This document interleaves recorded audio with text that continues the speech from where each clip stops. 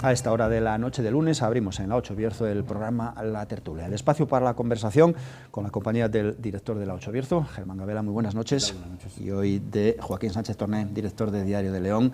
Joaquín, buenas noches. Buenas noches. La Tertulia la ponemos siempre en antena en colaboración con Diario de León y con una invitada, Yasodara López, directora general de Ciuden. Señora López, bienvenida, muy buenas noches. Buenas noches. Va a cumplir 2 años al frente de la Ciuden. Sí. No sé si el tiempo se le ha hecho muy largo o muy corto. Corto, muy corto, la verdad. El otro día lo pensaba y dije, pero si ya son 2 años. O sea que no, muy cortito, la verdad. Son tantas cosas todavía que quiero hacer que me parece poco tiempo. O sea que no le da la vida, como se no dice me coloquialmente. No me da, tengo hasta una taza que pone eso, no me da la vida. Y 2 años con 2 ministras distintas, con 2 presidentas del Sí. Instituto de Transición. Sí. No sé, ¿cómo ha llevado la institución todos estos cambios? La verdad es que con mucha tranquilidad, porque en ambos casos eran personas que ya venían del equipo de atrás, tanto la nueva ministra Sara Agensen como Judith Carreras, la nueva directora del ITJ, venían de los equipos que tenían, entonces ya teníamos trato habitual con ellas, entonces ha sido una transición muy sencilla. No, eso no nos ha supuesto ningún problema. Germán. Ciuden trabaja en varios ámbitos, tiene distintos frentes abiertos. Uno de los últimos, el Centro de Desarrollo Tecnológico de Cubillos, que sigue trabajando en nuevas iniciativas, la última, ¿no?, con Eurecat, creo, con el objetivo de fabricar metanol más eficiente, ¿no? Van a instalar ustedes, de hecho, una planta experimental en sus instalaciones. Háblenos un poquito de esta iniciativa. Es algo bastante novedoso, ya no solo por la producción de metanol, sino por la forma de contratación que ha tenido. Es algo que sí que me apetece además contar, porque es algo que se utiliza muy poquito en España, que son las asociaciones para la innovación. Cuando pensamos en innovación siempre pensamos en la parte tecnológica, de vamos a innovar en algo nuevo tecnológicamente, y nunca pensamos en innovar en el proceso de contratación. Y también se puede innovar en el proceso de contratación. Normalmente en las administraciones públicas tú sacas una licitación, se presenta a quien quiera, una licitación cerrada. Pero existe una figura bastante nueva que en Europa se está empezando a utilizar, sobre todo en los países nórdicos, que es las asociaciones para la innovación, que es un poquito diferente y te permite innovar mucho y mejorar los componentes tecnológicos que vas a pedir. Se abre una fase donde, como las licitaciones, es abierta a todas las empresas, por supuesto. Entonces tú haces como un llamamiento a empresas. Dices cuánto dinero, por supuesto, vas a pagar por lo que quieres y aproximadamente lo que tú quieres recibir tecnológicamente. Y ahí las empresas concurren. En esa fase, una vez que seleccionas las que de verdad tienen capacidad tecnológica para poder ejecutarlo, tú seleccionas las que pueden ejecutarlo y empiezas una fase con las que puedan. En este caso, por ejemplo, en esa asociación fueron 5. Y empiezas una mesa abierta con ellas y empiezas a hablar de mejoras tecnológicas. Pues mira, en este proceso se pueden reducir tiempos, se pueden mejorar porcentajes. ¿Cómo lo harías tú? En este caso se hace por separado con cada empresa, porque claro, estamos hablando de componentes de innovación y todas tienen acuerdos de confidencialidad muy estrictos, ¿vale?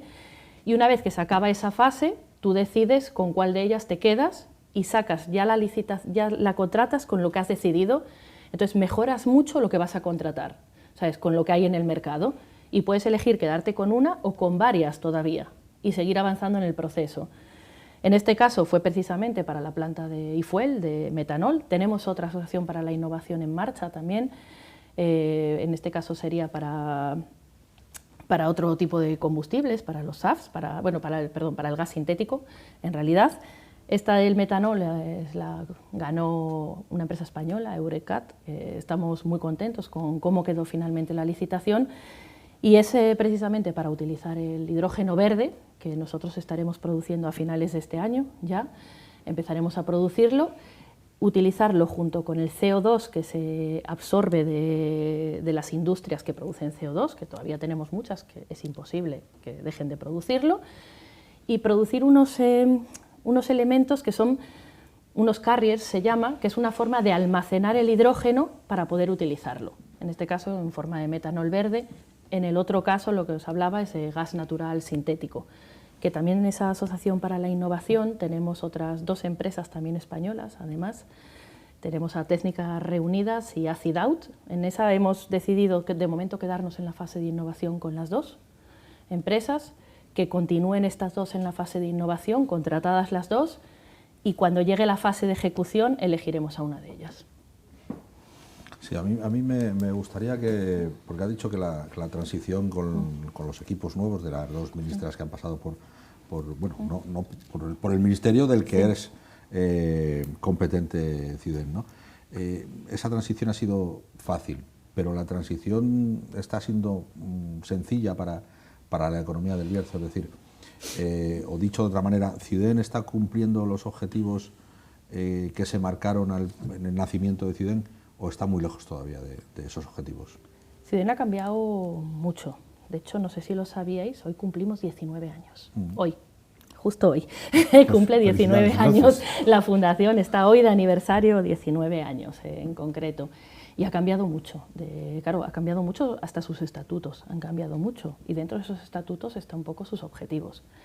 ¿Vale? Sí que no perdemos nuestro objetivo principal, que sigue siendo la descarbonización. Eran sus objetivos iniciales y siguen siendo sus objetivos ahora mismo, pero sí que ha ampliado mucho su ámbito de actuación. Ciudén, cuando se fundó, con sus estatutos iniciales en el 2009, tenía un ámbito de actuación solo de Castilla y León, y sin embargo ahora tenemos un ámbito de actuación nacional e internacional. O sea que la fundación realmente ha crecido, ¿sabes? Entonces, ya no solo para el Bierzo, estamos hablando que ha crecido para todas las zonas en transición. Nosotros ahora tenemos que dar servicio a todas las zonas en transición. Es verdad que estamos en el Bierzo, nuestras instalaciones, sobre todo de innovación energética, están en el Bierzo, ¿vale? Eso no, es verdad, estamos aquí, tanto eso como nuestras oficinas centrales y otros centros, como ya sabéis, el de formación y producción de plantas, están en el Bierzo. Y desde aquí damos servicio a todo el territorio nacional, iba a decir desde aquí, pero bueno, tenemos centros por otros puntos de España también, ¿vale? Entonces, ¿está cumpliendo con sus objetivos para los que se creó? Sí, pues estamos avanzando hacia esa descarbonización, solo que hemos hecho un cambio. Hemos hecho el cambio de que ahora mismo esa descarbonización apuesta por energías renovables, por hidrógeno verde. Entonces, en nuestras instalaciones de investigación, precisamente ya estamos finalizando ese cambio para poder poner a prueba todas esas nuevas energías. Sí, el centro está en el Bierzo y ojalá que siga en el Bierzo. Vamos, me imagino que no habrá se plantea que siga. Ningún planteamiento de que no siga aquí. Pero ¿por qué los ciudadanos tenemos la sensación de que se ha quedado a mitad de camino de lo que pretendía ser Ciudén? La verdad es que yo eso no puedo hablar por la gente ni por los ciudadanos, porque ahora mismo la apuesta es realmente fuerte. Tenemos un presupuesto para este año de 42 millones de euros. Eso no es una apuesta pequeña, desde luego, para nuestro centro. No hablo del centro de investigación, hablo de toda la fundación. No es una apuesta pequeña del Gobierno, ni mucho menos. Se ha decidido implantar en nuestras instalaciones de Cubillos el nodo central de los centros de innovación territorial de reto demográfico. Se podía haber puesto en cualquier otro punto de España donde hubiese mayor despoblación y se ha decidido hacerlo aquí. O sea, es otra apuesta más por la Fundación. Entonces, realmente la apuesta desde el Gobierno por la Fundación no puede ser más clara. Yo ahí sí que no puedo decir nada, en la sensación que haya de la gente sí que no puedo decir nada, pero sí que está claro que la apuesta es fuertísima. Pero la percibe. Creo que va cambiando poco a poco. Yo sinceramente, con la gente que vamos hablando, creo que poco a poco va cambiando. Sí que es verdad que tuvimos unos años muy duros, de una actividad muy baja. Entonces, claro, es difícil volver a activar esa conciencia de que, oye, es que estamos trabajando, no es fácil. ¿Sabes? Después de varios años tan duros, donde teníamos un informe de la CORA que decía que la Fundación tenía que desaparecer, ¿sabes? Volver a retomar otra vez esa actividad ha sido complicado, pero se está consiguiendo. ¿Pero le preocupa o le molesta más que desde ámbitos políticos se deslice que solamente se dedican a organizar conciertos? Que es muy recurrente. Sí, o sea, sí. La verdad es que no me preocupa, significa que lo están haciendo muy bien en la parte cultural, la verdad. Me alegra de que, que en la parte cultural lo estén haciendo también, la verdad. Es verdad que es la parte más visible. O sea, eso siempre lo ha sido. De hecho, durante mucho tiempo se pensaba que Ciudén era solo el museo, lo que es la fábrica de luz. Mucha gente lo relacionaba solo con la fábrica de luz, Ciudén. Se veía Ciudén y era que iba al museo, en realidad. Es difícil cambiarlo y de hecho estamos intentando hacer más jornadas dentro de nuestras instalaciones de I+D, en el vivero, para que se conozcan nuestras otras áreas de actividad, pero es cierto que al tener unas instalaciones culturales tan potentes, a veces se come la parte comunicativa. No es que me preocupe, sino que es difícil competir con la parte más pública, que al final la gente es donde va. Tú allí entras y disfrutas de un concierto. O sea, tú no vas a ver cómo funciona una batería de ion litio. ¿Sabes? Es más difícil llegar a esa parte, es más difícil también de entenderla, ¿sabes? Entonces es más complicado. Bueno, me quedo con que por lo menos lo están haciendo muy bien en la parte cultural. Sí, pero en el centro de desarrollo, ¿no? Sí. No sé si ustedes valoran darle una distinta visibilidad, porque en el centro de desarrollo se está jugando pues, el futuro mundial con investigaciones. Ahora, después del apagón, por ejemplo, se ha visto la precariedad de España en materia de almacenamiento energético.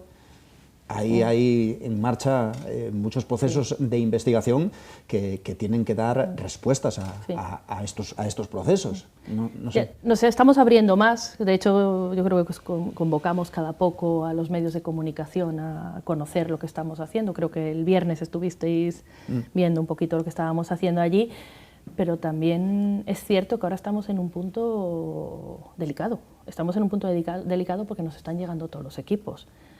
Y a la gente hay que dejarla trabajar también. Entonces, claro, no están preparados para estar acogiendo todo el rato a medios de comunicación, que sería la forma más fácil, o a grupos de personas. Aquello es una instalación industrial. Cada vez que nos va a visitar un grupo hay que tener cuidado porque hay que seguir unas medidas de prevención. Entonces, claro, lo que pretendemos es que primero se dediquen a terminar la instalación, esa reconversión que estamos haciendo de nuestra instalación, y luego ya nos abriremos más al personal. Hemos hablado de fabricación de metanol y también de hidrógeno verde. Ese metanol y ese hidrógeno verde, ¿cómo se va a trasladar? Pues me imagino que para consumo de las empresas, para facilitar que sus facturas energéticas sean más bajas y además más acorde al cuidado del medio ambiente, ¿no? Eso ¿qué tienen que hacer las empresas para que ese hidrógeno verde o ese metanol pueda servir para sus empresas? Bueno, nosotros somos unos demostradores, en realidad, y lo que hacemos es mejorar lo que hay actualmente. De hecho, ahora mismo tenemos, ahora a finales del verano nos llega el primer electrolizador ya, el de membrana polimérica, que se llama PEM, ha sido una forma más sencilla, que va a producir 5 kilos hora de hidrógeno verde y a finales, en el último trimestre, va a estar produciendo el hidrógeno. Es verdad que es una tecnología que ya está en el mercado, la de PEM. Nosotros vamos a probarla ya bien y empezar a testearla con nuestra energía fotovoltaica. Y nos hemos lanzado también a por el otro tipo de electrolizador que ahora mismo no se está utilizando en el mercado, que se llama el SOEC, óxido sólido, que son de alta temperatura, que es el que se prevé que utilicen las empresas, que por eso me centro ahí en la parte de las empresas. Ese es el que se prevé que utilicen las empresas para producir hidrógeno. El hidrógeno es el vector energético que va a ser de mayor importancia, ¿vale? Ahora mismo todavía está en fase de desarrollo, hay un montón de proyectos de hidrógeno. De hecho, en España se aglutina el 20% de los proyectos de hidrógeno de la Unión Europea, o sea, somos una potencia. Se cree que vamos a ser el país donde se va a producir el hidrógeno más barato, solo por detrás de China, de hecho. Y por eso es tan importante el probar tecnologías nuevas que tengan una alta producción de hidrógeno con menos recursos, ¿vale? Por eso nosotros nos hemos lanzado a traer el SOEC, que es una tecnología que todavía está en fase de desarrollo, que puede dar problemas. Entonces, por eso nosotros lo vamos a tener, para que cuando llegue a la empresa, una empresa no se puede arriesgar. Pongo algo allí y a ver cómo funciona. No, cuando va una empresa, aquello tiene que funcionar, ¿vale? Entonces, nosotros vamos a probarlo, a hacerle todas las perrerías que os podáis imaginar para ver cómo responde, a integrarlo con otros tipos de producción también, ¿vale? Para ver cómo responde. Y la idea es que este hidrógeno sea el que vaya a la parte de las empresas que son de difícil electrificación. Por ejemplo, Altos Hornos, Estamos hablando de transporte naval también y de transporte aéreo. En el caso de transporte aéreo sería con los combustibles de los SAFs. Entonces, ¿cómo se va, una vez que esté bien probado la producción de hidrógeno, claro, y que sea ya rentable para las empresas, las tecnologías como la SOEC que nosotros vamos a probar, una vez que esté bien probada, simplemente ellos lo comprarán a las empresas que se dediquen a producirlos, ya los SOEC. Ustedes trabajan también en la tutela de la creación de las comunidades energéticas, que poco a poco va arrancando y va dando opciones a pequeños pueblos o barrios de ciudades para que sean autosuficientes, ¿no?, energéticamente. Las eléctricas no les están poniendo palos en la rueda porque al final va contra ellas, ¿no? Y sabemos que las eléctricas y las energéticas son empresas muy poderosas. La verdad es que no. Las comunidades energéticas y el autoconsumo, nosotros trabajamos con comunidades energéticas, pues somos oficina de transformación comunitaria. La gente lo confunde mucho, comunidades energéticas y autoconsumo, pero bueno, nosotros en nuestro caso es comunidades energéticas, el IDAE, somos una de las oficinas de transformación comunitaria que ayudan a poner en marcha esas comunidades energéticas designadas por el IDAE, y están teniendo muchísimo interés, la verdad, sobre todo tanto en el mundo rural como ya incluso en ciudades también, por barrios, ¿vale? Aquí en ciudades todavía se está metiendo menos, pero sí que hay zonas donde sí que ya están empezando a trabajar con comunidades energéticas. Y la verdad es que es algo muy interesante porque te da independencia energética, ¿sabes? Tú produces donde consumes, ¿sabes? Es verdad que el camino es largo, pues no es algo que tú hoy pones. Te voy a hablar de placas solares porque es lo que más se está utilizando, la verdad, en las cubiertas de los tejados. Pero bueno, nosotros vamos a probar con mini eólica, por ejemplo, para que también hacer pruebas de que no solo existen los molinos estos gigantes, sino que también existen unos molinos más pequeñitos que se ponen en las cumbres de los tejados y también producen en momentos donde no produce la solar. Y hay gente que lo está haciendo con geotermia también. En unas comunidades energéticas entra cualquier tipo de energía renovable que te puedas imaginar.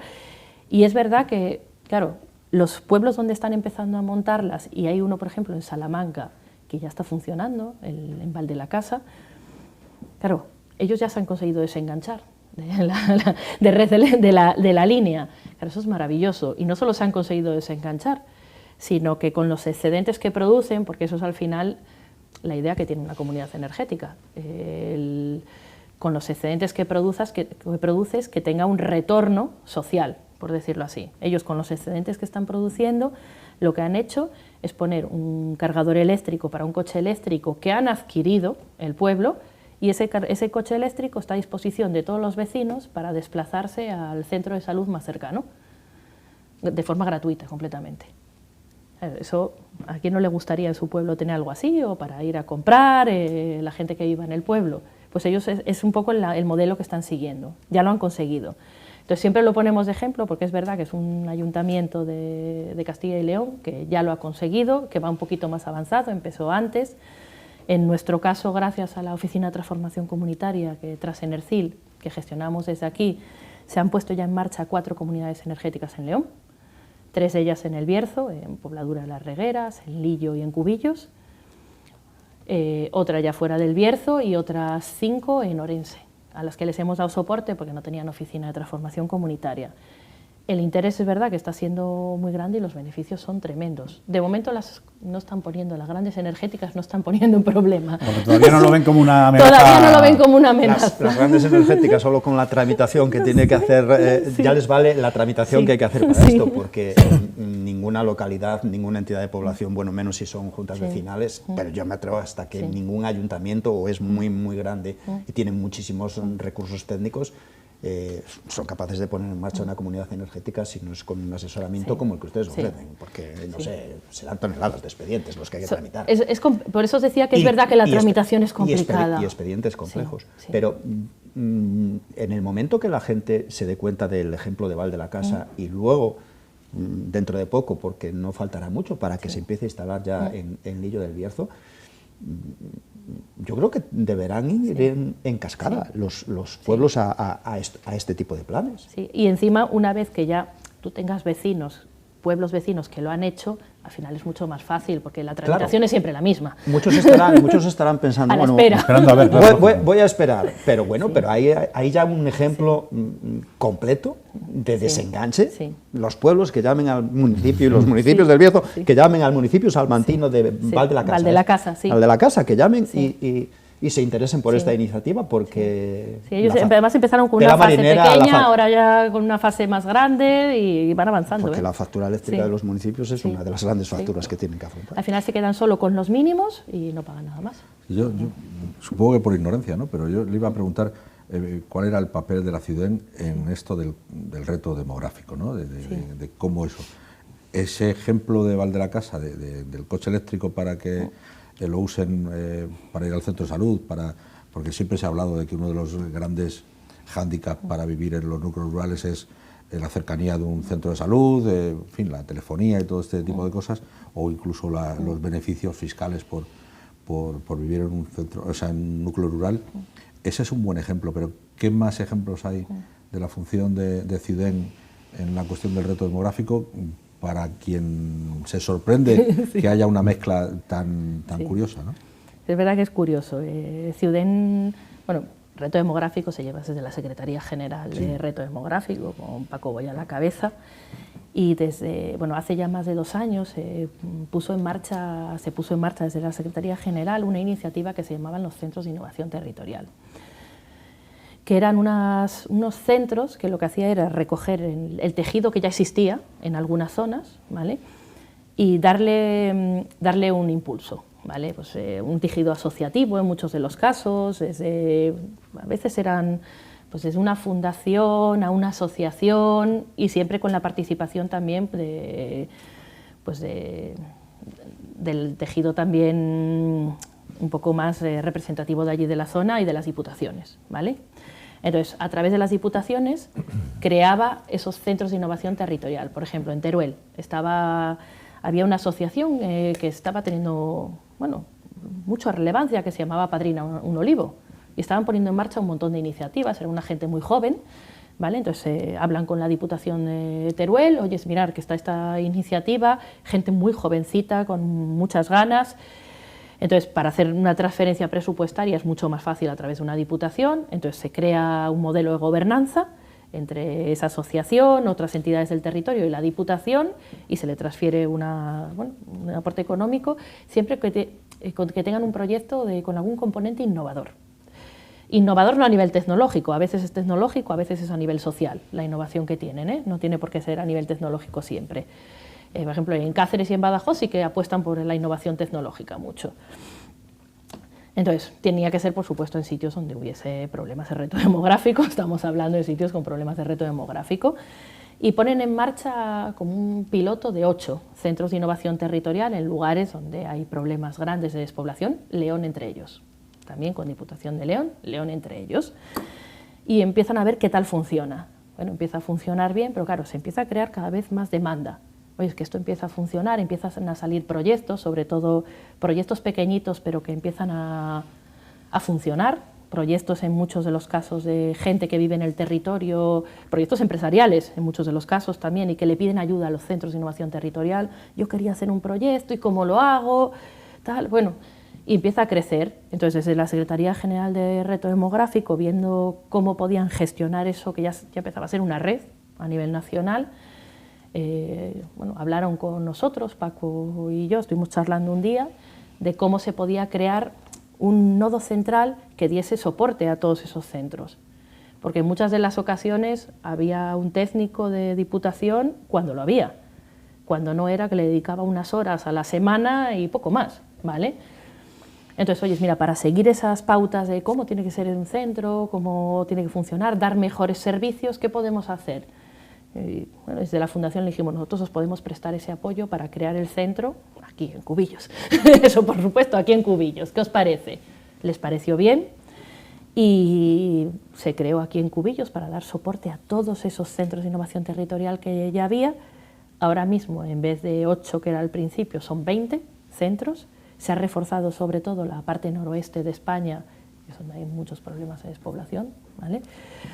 Y lo que se hace desde estos centros y lo que damos, el papel de la Fundación, es aportar los recursos para ese nodo central, ¿vale? Hay una coordinadora, María Martos, que la pone la Secretaría General de Reto Demográfico, que es personal del MITECO, del Ministerio, pero que está aquí trabajando en Cubillos. Y hemos puesto una red de apoyo de una oficina, que hay un perfil jurídico, un perfil administrativo, un perfil económico, un perfil de desarrollo local, que lo que están es ayudando a todos esos emprendedores que se acercan a esos centros a lanzar proyectos, a poner proyectos en marcha. Hasta el momento se han apoyado ya, lleva menos de un año en marcha, ¿vale? Y la oficina lleva 6 meses solo funcionando, ¿vale? Con todo el personal ahí, solo 6 meses, y se han conseguido apoyar más de 20 proyectos, que se les ayuda desde a presentarse a convocatorias, que existen, porque hay un montón de convocatorias que quedan desiertas muchas veces o que donde sobra dinero. Se han apoyado proyectos desde, por ejemplo, en Jaén, de transhumancia y de utilizar la lana, proyectos de agricultura en Teruel, proyectos más sociales o socioeconómicos aquí en León. Por ejemplo, el proyecto este del Banco Bus, que se llama, aunque no les gusta mucho. Ofimóvil. Ofimóvil. Se enfadan ustedes Ofimóvil, porque Banco Bus se mosquea. La gente sé que a nivel coloquial le llama más Banco Bus. Todos. ¿Vale? Porque queda muy bien, ¿vale? Que es para donde no hay oficina bancaria, que les puedan llevar a una oficina bancaria, que es lo que decías, de que parece un servicio que a alguien de una capital grande le parece una tontería, porque tú vas a cualquier cajero y sacas dinero, sí. Menuda pero tontería. es que en los pueblos no hay cajero, ni sitio donde ir a sacar el dinero. Entonces, el que te vaya una vez a la semana una oficina bancaria donde la gente pueda ir y ver su cartilla, cómo tiene sus cuentas, sacar el dinero, hacer todas las gestiones, es algo que puede hacer que te decidas a vivir en un pueblo o no, por ejemplo. ¿Sabes? Yasodara López, directora de Acción. Compañeros, hacemos una alta en la tertulia para la publicidad y retomamos la conversación en un par de minutos.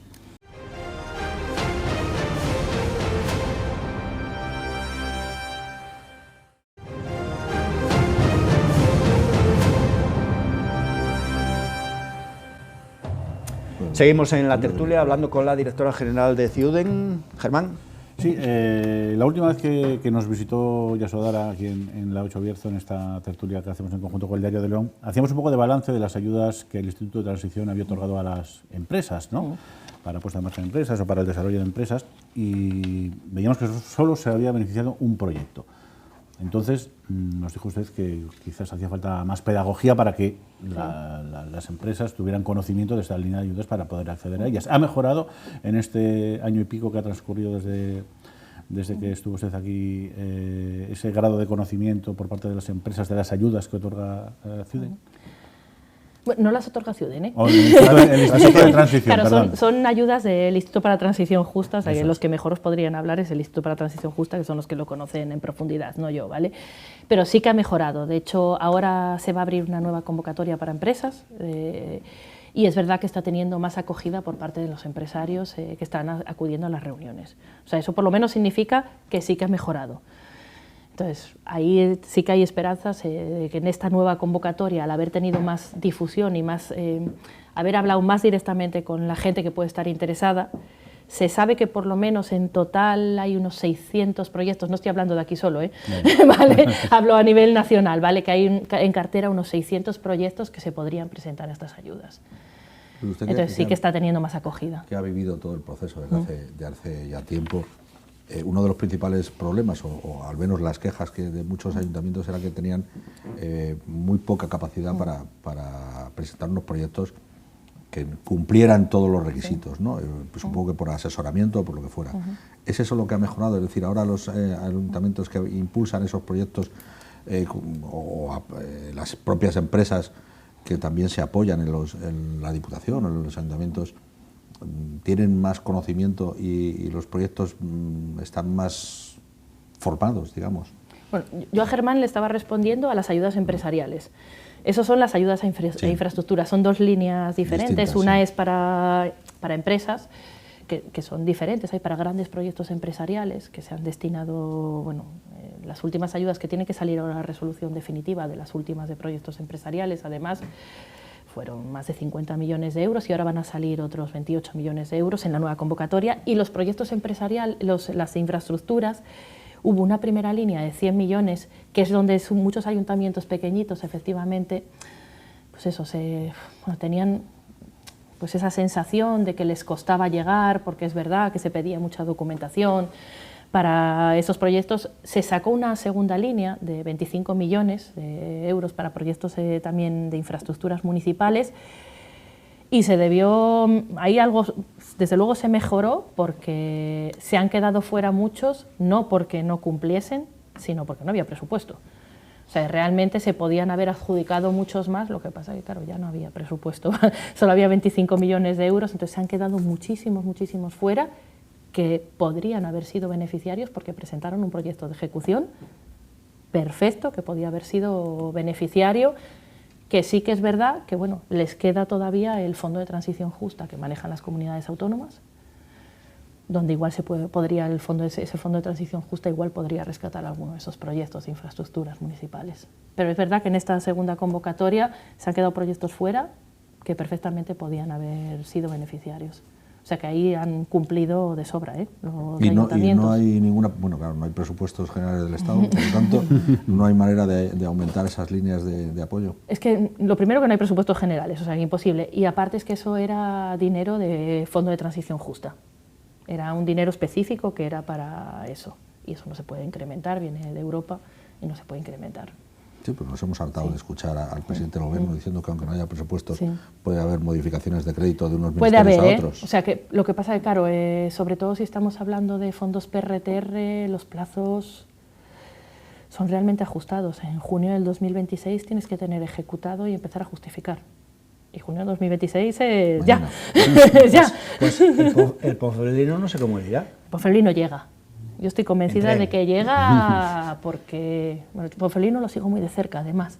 Pero para mí es un proyecto muy querido, que yo creo que de verdad dentro de 10 años estaremos hablando del Ponferlino como algo muy bueno. ¿Usted cree que sin adjudicar todavía las obras? Ya está adjudicado, ¿eh? Sí, pero faltan unos trámites. No, ya está adjudicado. Bueno, rectifico. Que hablé con Mario hoy por la mañana. Permítame que le rectifique. Sin comenzar las obras, estamos a 12 de mayo.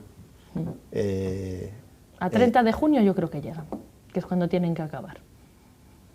Porque creo que los... ¿En qué se basa, en qué justifica ese optimismo? Yo en lo que he hablado con la empresa adjudicataria. Ahí hay un pedazo de obra que hacer. Yo lo que he hablado con la empresa adjudicataria, bueno, los veo coherentes, la verdad. Yo creo que parece que hay más obra de la que hay, porque asusta mucho la hierba y eso son cosas que al final es muy fácil de quitar. ¿Y los túneles? Pero lo que asusta mucho son que son 56 kilómetros de vía que hay que poner, no sé, en valor, no sé. Yo confío en la empresa adjudicataria mucho, la verdad. Ferrocarril Valle del Sil lleva muchos años trabajando en ferrocarril, muchísimos, sobre todo en ferrocarril histórico, muchos, tiene muchísima experiencia, entonces yo tengo confianza, la verdad. Pero bueno, esto tendrías que preguntarle al Ponferlino, no a mí. Pero aquí al final, hombre, yo no soy especialista en nada, pero esto al final esto es una obra de infraestructura, lo que hay que hacer, porque es poner en valor una vía que está inutilizada desde hace tiempo. Hasta donde yo sé, el mayor problema que tenían era precisamente no era la vía, por tiempos, sino el arreglo de las calderas. La reconversión de las calderas, y han conseguido solucionarlo, enviándolo a 2 lugares diferentes para la reconversión de las 2 calderas históricas. De la máquina. Sí, las 2 máquinas, bueno, las 2 pues calderas ese históricas. Es el problema genial, que no haya problema. No la infraestructura viaria, sino el mayor problema en plazos era la reconversión de la caldera de la 31 y de la 9. Genial. Era el mayor problema de plazos, pero esto ya te digo que tendríais que hablar con el Ponferlino y no conmigo. Yo, si queréis, el Icerrail os cuento, que es el nuestro. Sí, antes, al principio, en la primera parte del programa, hablábamos de lo bien que lo está haciendo el área de cultura. Pero la fábrica de luz o el museo no tienen, por ejemplo, tantas visitas como puede tener el castillo. ¿Hay alguna posibilidad de que esas ese turismo se canaliza. Bueno, pues que no sé, por el precio de uno se visiten dos. Bueno, resulta sorprendente que por el castillo pasen 200.000 personas y se pierdan, vamos a decir, 160.000. No hay manera. Pero no solamente, ya no pasan por el Museo del Bierzo tampoco. Es lo que le iba a decir, que no solamente se vayan a la fábrica de luz y a la térmica cultural, sino que vayan al ferrocarril, al Museo del Bierzo o al Museo de la Radio, que está a 70 metros. Sí. Pero no hay manera de hacer el castillo, algo. El castillo es una joya y es un reclamo. Es un reclamo, es que no podemos decir nada porque es verdad que no hay quien venga a Ponferrada que no quiera ver el castillo. Vosotros no, cuando recibís amigos y demás... Pero la fábrica de luz... yo los llevo a todos a ver... Antigua Central de la Minero, es una joya. Es una joya y yo a todo el mundo los llevo, por supuesto, a ver la fábrica de luz y también a los otros museos de Ponferrada, he de decir, pero todo el mundo me pide ir a ver el castillo. Bueno, también, porque el castillo es el castillo. Es lógico, porque el castillo, efectivamente, como es una joya. Es el castillo. Y además Javier lo hace muy bien, entonces no puedo decir nada malo. Pero lo que creo que estamos preguntando, o bueno, intentando buscar una fórmula para que al final se trata de que el visitante que llegue a El Bierzo y a Ponferrada se quede más días en Ponferrada. Es decir, tú puedes dedicar un día a ver el castillo y luego a comer o a hacer algo más de turismo natural, de naturaleza, pero te quedas un día más y ves la fábrica de luz, la térmica, en fin, ¿qué manera? Tiene que haber una fórmula. Tiene que haberla. Es que ya tenemos una entrada conjunta. Un congreso de especialistas. Ya la tenemos. Sí, ya la tenemos desde hace mucho tiempo, además. Tenemos una entrada conjunta ya para visitar todos los centros. Tenemos una solo para el castillo y para la fábrica de luz y la térmica cultural, y tenemos otra para Castillo, todos los museos de Ponferrada y la fábrica de luz y la térmica cultural. Es algo que tenemos ya desde hace mucho tiempo. Incluso tenemos un folletito muy bonito que te explica el paseo desde el castillo hasta la fábrica de luz y te va contando la historia del puente, del Ponferrata, para que vayas paseando y viendo las huertas, por qué se llama así. O sea que eso existe y esa voluntad de querer llevar a la gente, porque también hay que desaglomerar un poco esa zona y llevarlos, pero es difícil, mover a la gente es difícil, eso es difícil moverlos al Museo de la Radio, que lo tienen al lado, o sea que es muy, muy complicado, la verdad.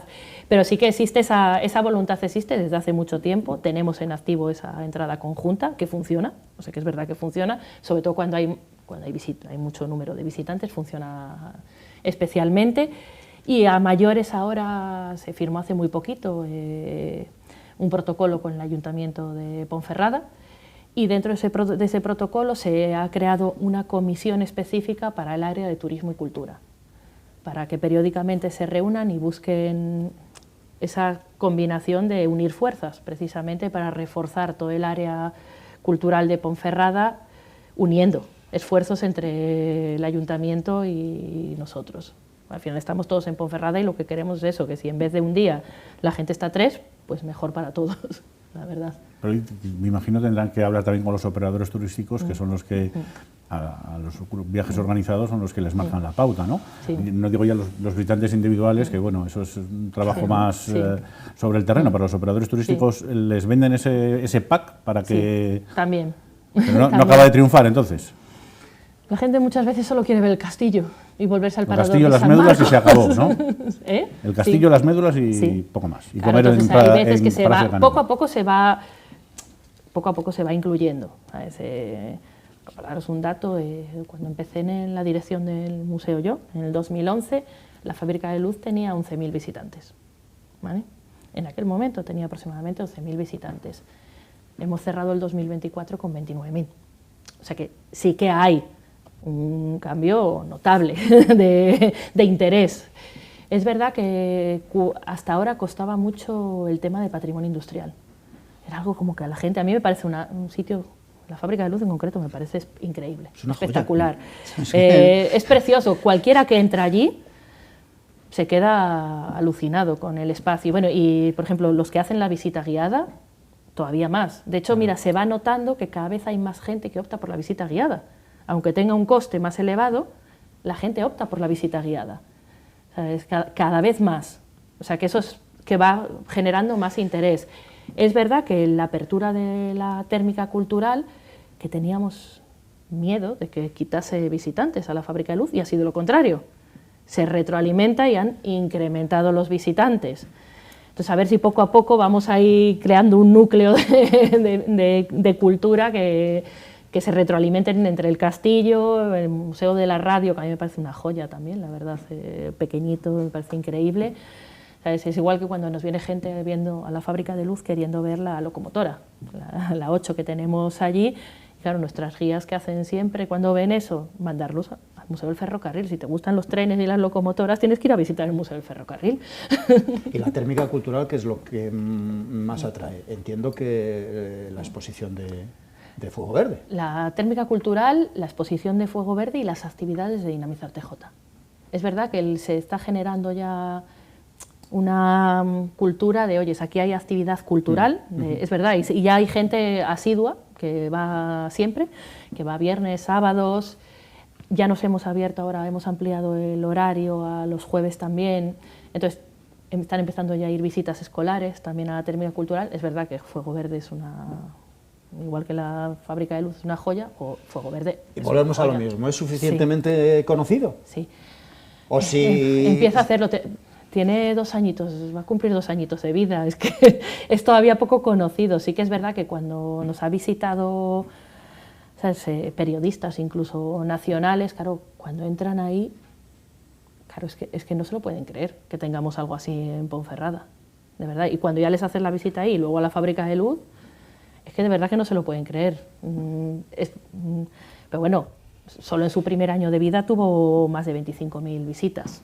Y ahora ya 33.000 el segundo año, en el 2024. O sea, la evolución es realmente buena.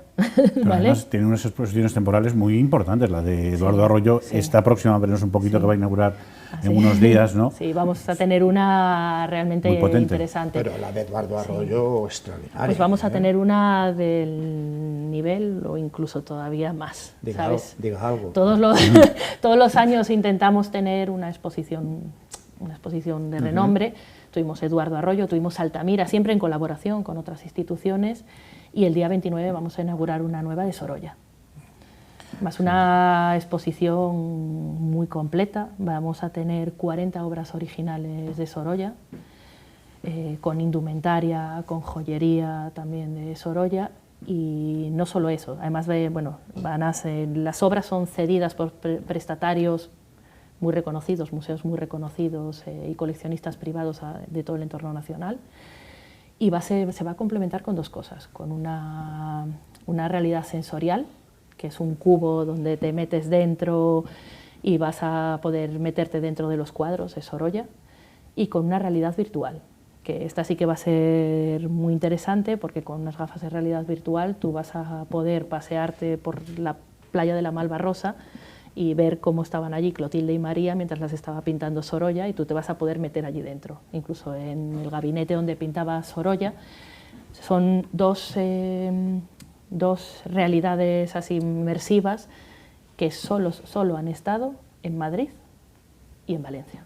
No han estado en ningún sitio, con un coste encima económico alto para la gente que los quería visitar, y aquí van a ser gratuitas. Esto suena muy bien. Van a ser totalmente gratuitas para la gente. Se inaugura el 29 a última hora de la tarde, el día 30, el viernes 30 ya lo puede ir a visitar. De mayo. Sí, el día 30. Estamos ahora corriendo para, si empiezan a llegar ahora los cuadros, que con los correos, claro, es complicado ahora este montaje, ya, así que esta es ya una exposición de primer nivel.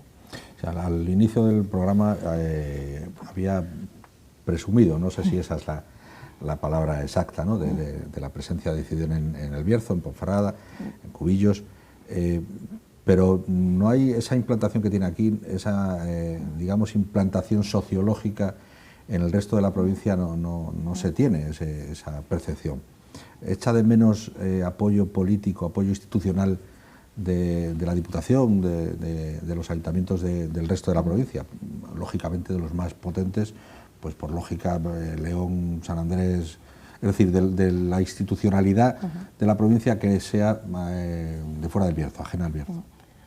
No, la verdad es que no, siempre que hemos necesitado cualquier tipo de apoyo están ahí, todos, además cualquier presencia política necesitamos cualquier cosa, es una llamada y se acercan para cualquier cosa, o sea, no echo de menos esa... Pero sí que es verdad que no sé qué pasa, que pasando el Manzanal como que se conoce menos, es como pasar el Manzanal, es como una barrera infranqueable y es verdad que cuesta más que se nos conozca, de hecho se conoce más la Fundación a veces en el norte de Córdoba, con nuestra gente del territorio que tenemos allá, Isabel, que a veces casi en León, que es algo curioso, estando tan cerca, es algo que nos llama mucho la atención. No echo de menos la parte institucional, porque sí que es verdad que con cualquiera de la presencia política es que no tenemos ningún problema. Nunca. Pero un poco supongo que debería ser al revés, es decir, no que el político venga a Ciudad, sino que el ciudadano vaya al resto de la provincia, ¿no? Me imagino que eso tiene que ser también, no sé, un camino de ida y vuelta, ¿no? El político puede venir aquí a apoyar, pero si Ciudad no va allí, difícilmente se va a conocer allí, ¿no? Al otro lado del Manzanal. Vamos, cuando hay cosas técnicas, cuando hay que contar cosas, ya, vamos, las claro. cuestiones técnicas son muy específicas y no llega al ciudadano medio, ¿no?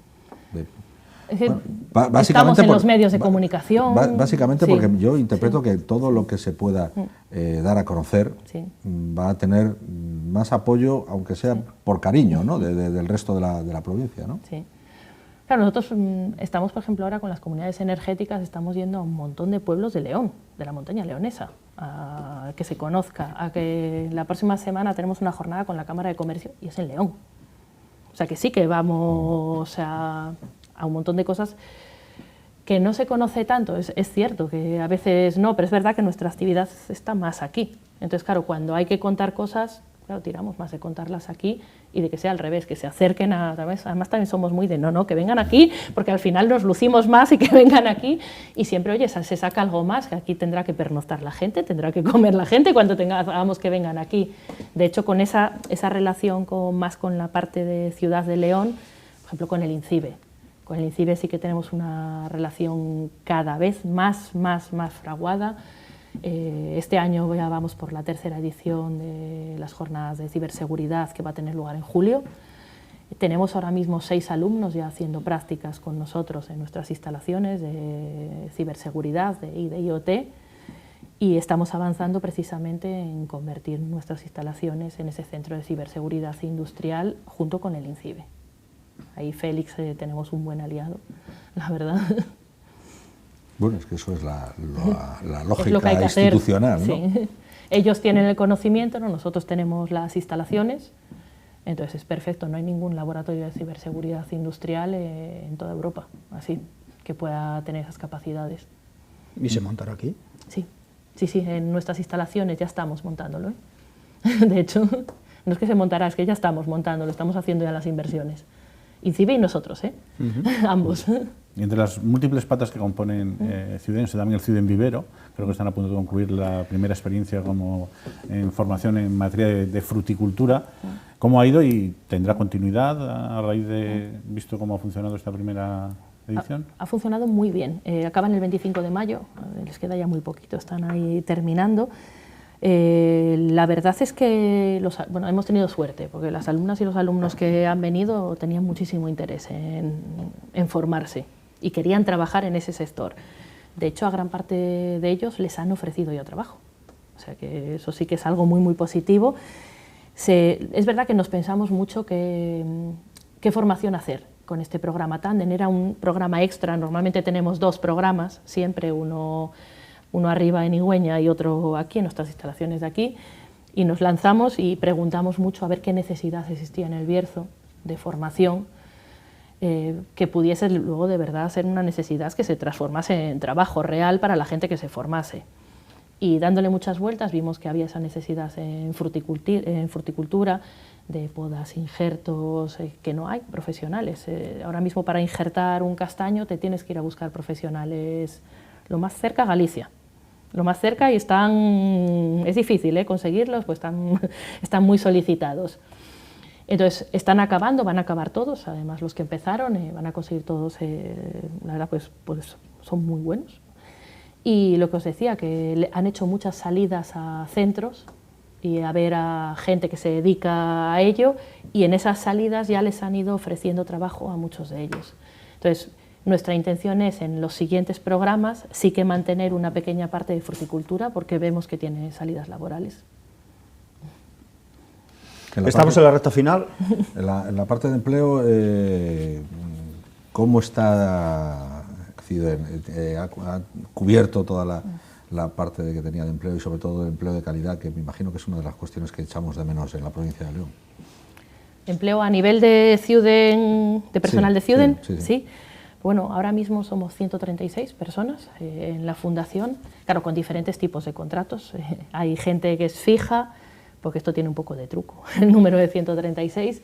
Hay gente que es fija, hay bastantes contratos que son financiados por PRTR, por ejemplo, contratos también de prácticas de primera experiencia profesional. Pero bueno, cuando hablo de contratos de prácticas, estoy hablando de unas prácticas dignas, no un contrato de prácticas que es un 75% del sueldo, de la titulación que te correspondería real de ejecutar. O sea, son unos contratos realmente buenos. De hecho, tenemos gente que se ha venido de Huelva, por ejemplo, a trabajar aquí. Por supuesto, me parece muy bien la cifra, Sí. pero hablaba también un poco más de cubrir, bueno, de formación y de talento, ¿no? Vale. Es decir, de que la gente se quede, que se forme en León y se quede en León, ¿no? Sí, lo estamos. De hecho, hay gente que se está incorporando de los últimos contratos que hemos hecho, gente que estaba trabajando fuera y se ha venido de nuevo a trabajar aquí gracias a las ofertas laborales que estamos sacando.